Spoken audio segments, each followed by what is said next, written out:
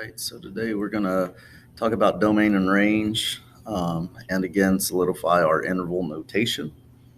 So here's a little worksheet that shows inequality notation, interval notation, and then what it looks like on a graph. So this is going to represent everything that is just domain-wise. All right, so we're going to fill in anything that's blank. So here is our first inequality. Okay, so I'm going to graph this first, just so you guys kind of see what is going on. So this says x is less than or equal to 3. So over here, I kind of created a line earlier, and I'm just going to use that constraint it gives me. So it gives me 3, and I know that all x values are less than or equal to that. So that means I have a solid dot at 3, and then I'm going to shade everything to the left, which is less than. Okay, and so this is what the graph looks like. And then how do I do that or show that in interval notation? Well, with interval notation, it's just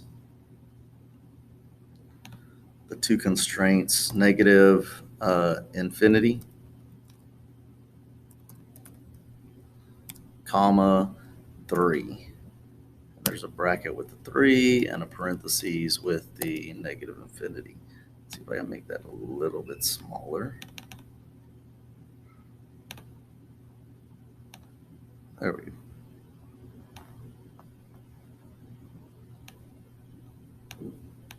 Okay. And again, if you were to write that in, we could have negative infinity is just that lazy 8, just like that. Okay. And so then the number 2 gives us the interval notation, and we have to write it as an inequality or a graph. So I'll do the graph again. So I know that I have a constraint at 4.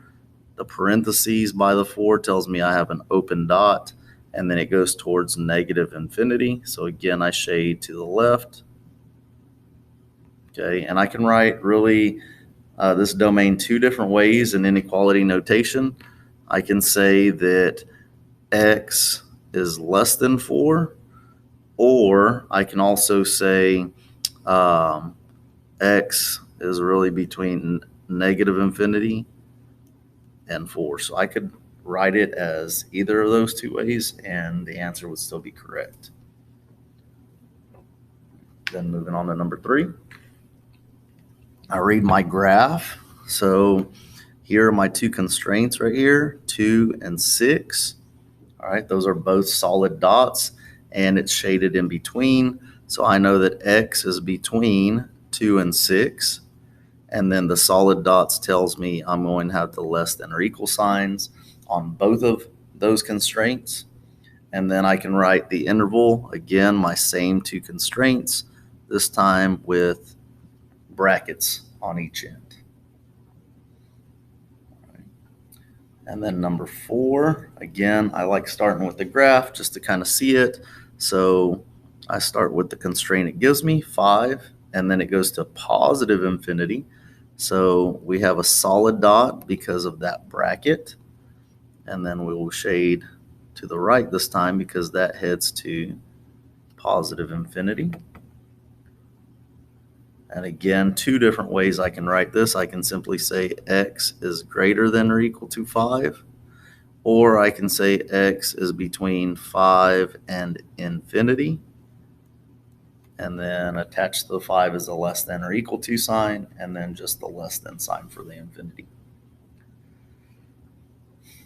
Number 5 gives us the graph. So again, my constraint is 1, and then this is shaded towards negative infinity. So this is my other constraint. Okay, so I can say that x is less than or equal to 1 because of the solid dot. Or I can say x is between negative infinity to positive 1. Okay, so that's inequality notation. In interval notation, that's what it would look like. Number 6.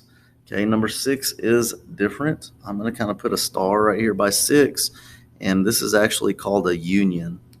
Okay, and I'll explain why. Again, I'm going to do the graph.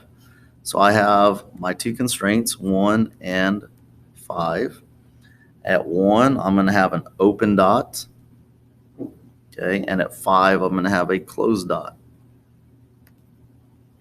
All right, and so then I would read x is less than 1. So that means I shade to the left here.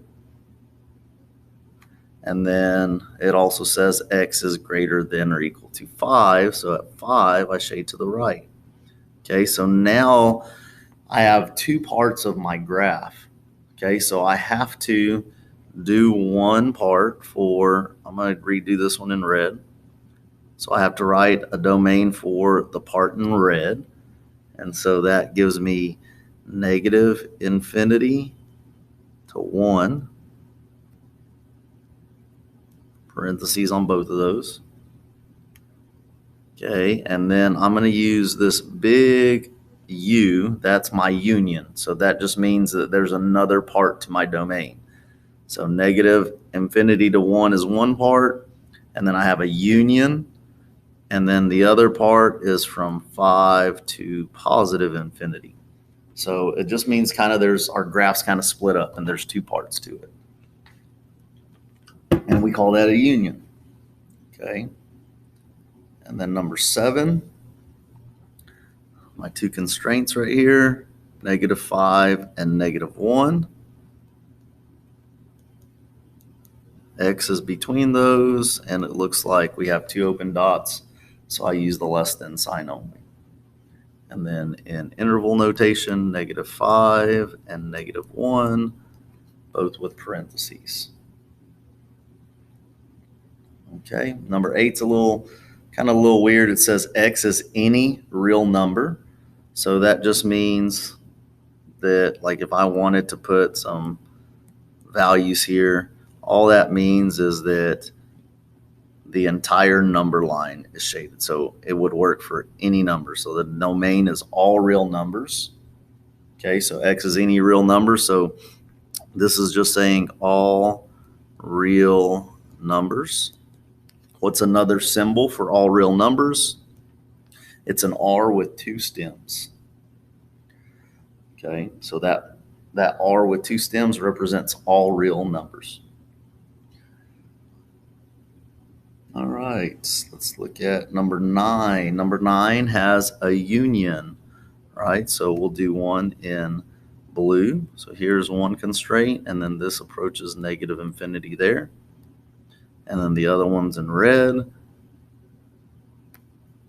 So 2 and positive infinity.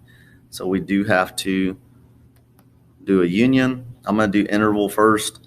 So I have negative infinity to negative 1 with a bracket, a union, and then from 2 with the parentheses to positive infinity. Okay. And then again, I'll put a star by this, make a little note of union, and for the inequality notation, simply I can just say, to keep things short, x is less than or equal to negative 1 with a union that x is also greater than positive 2.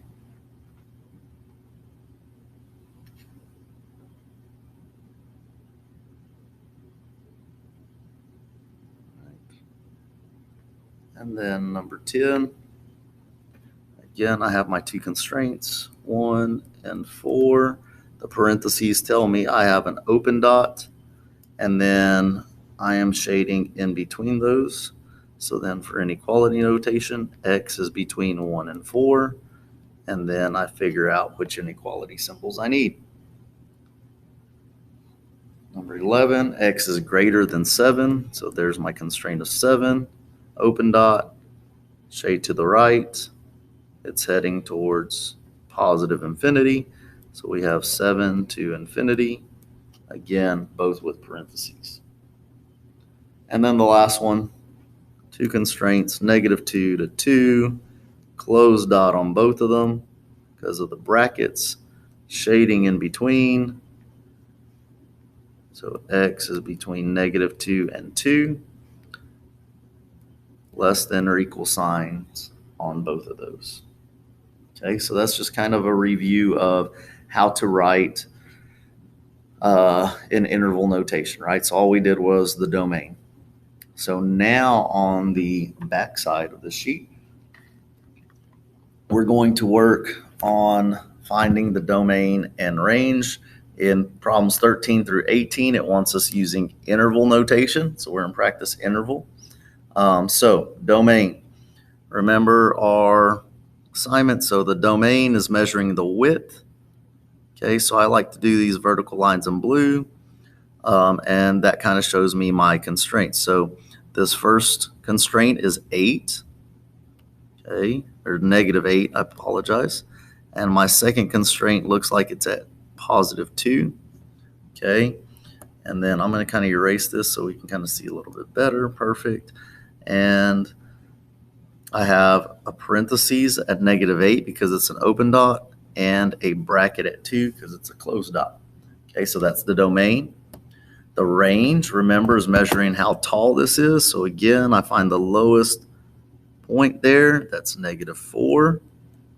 I find the highest point, and this is kind of in between, so it's going up by 2, so that looks like it's 11. And so this is a bracket on 11 and a bracket at -4. Okay, and that's how we find domain and range.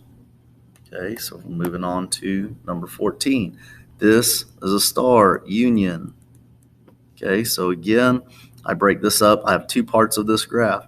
The first part, I'm measuring -8 to whatever that number is. It looks like -3, so -8 to -3, brackets with both of those. I'm going to have a union, and then again from here, that's a 2 with a bracket, and then this arrow tells me it's going to approach infinity with a parentheses. All right, and then let's look at the range. So I start from the lowest value, so that's this point, so that's at 6, -6, to the highest point of this part, which is, looks like -5. Those two have brackets. I have a union, so this is going to be at -3 with the bracket, and then again, this tells me it heads to positive infinity. And so that's how you do one with a union on an actual graph. Okay. So, all right, number 15. This one's a little bit tricky, okay, because it's kind of got an open dot in the middle of our graph right here. So this dot right here is going to be an exception. That dot's at 0, 6, and I want you to see what happens, okay? So remember, an open dot means it cannot be equal to those. So it's not going to be equal to these values. So how does that affect my domain, right? So let's measure the width. That arrow tells me negative infinity. This arrow tells me positive infinity. So my domain goes from negative infinity to positive infinity. Okay. That just means all real numbers. So you can leave it like this, or you can use the all real number sign. I like using the all real number sign. And then there's one exception, right? Here's an open dot. So this is the x value. So the domain deals with the x. So x cannot equal 0 because of that open dot. Okay, so then we go down to the range. Let's measure the range. So again, the lowest value is here. That tells me negative infinity. The highest value is that arrow, tells me positive infinity. So again, the range is also all real numbers, but with one exception. The y cannot be equal to 6 because there was an open dot right there. Okay, so it's all real numbers with the exception of one value.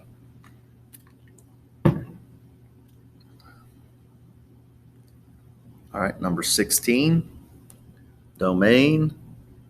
Okay, there's an arrow, negative infinity, another arrow, positive infinity. So my domain is all real numbers.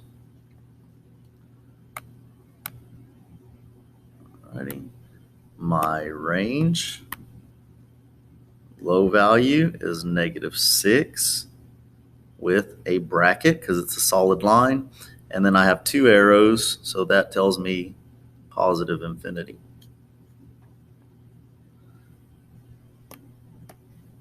Number 17, domain, -8, open circle, so I use a parentheses. The arrow tells me positive infinity.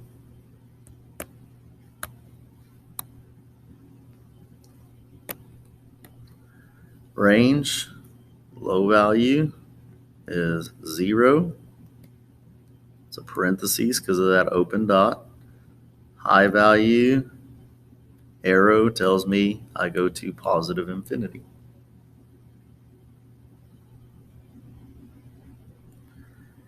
And then number 18,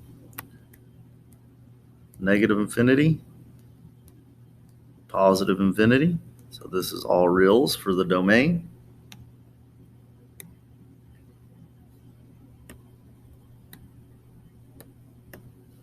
And then the range, the low value looks to be there at -3.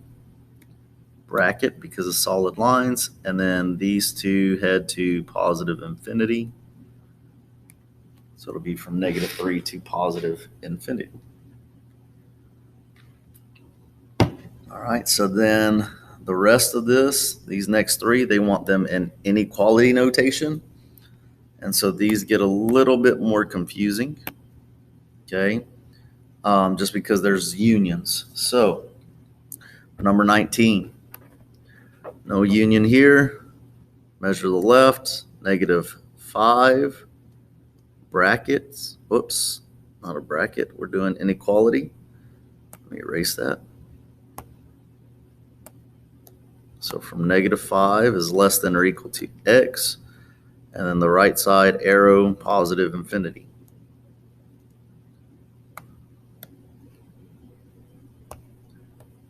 Then the range, the low value is there at -1, it looks like, less than or equal to. And then the high values up here, okay, even though we have an arrow, it's just going to continue flat.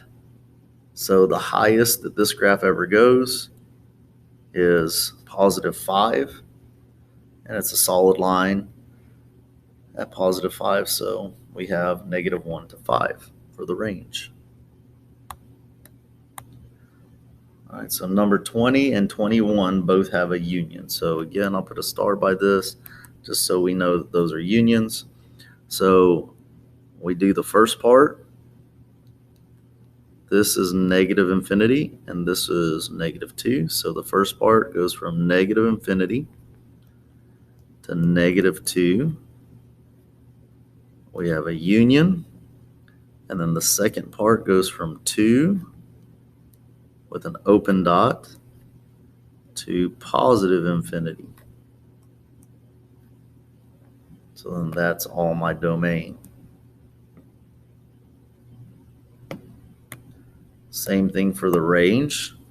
Okay, again, we start the low value. Okay, so here, negative infinity. And then for this part, the high value is there. Okay, and this is where it gets tricky. So we have negative infinity less than y, which is less than or equal to 3. Okay, so let's look at this. So if I have both at this value right here, both a solid dot and an open dot, then the solid dot trumps the open dot. So that's where I did less than or equal to. Okay. And then we're going to have a union. And then now we're going to go to the low point of this one, which is also 3, less than or equal to. And then the high point arrow goes to positive infinity. Okay, so if you ever have an open dot and a closed dot, the closed dot trumps the open dot. All right, last one. Number 21, the domain. Measure the width. So from -5 to -1. Okay, less than or equal to sign with -5, less than with the 1 because of the open dot. A union, we have 2 to 4. Both of those with less than or equal to signs. Then we will do the range, again, starting with the very bottom, -8 to -4, and both of those less than or equal to signs. A union. And then this one's kind of unique. So it's just a flat line right there at +4. So we're just going to say y is equal to 4, since it's a flat line. And that is it.